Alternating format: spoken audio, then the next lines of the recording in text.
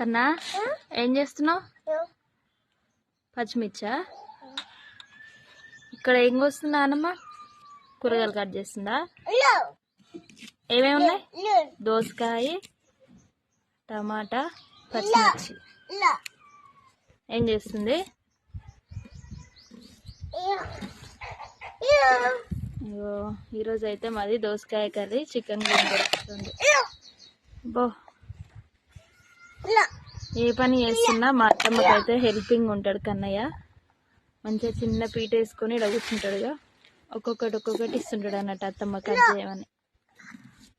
చూపిస్తున్నా. మా సైడ్ అయితే ఇంకో గాలి, కొంచెం వర్షం పడే అవకాశం అయితే ఎక్కువనే ఉంది. ఇక మబ్బులు చూసి ఎట్లున్నాయో.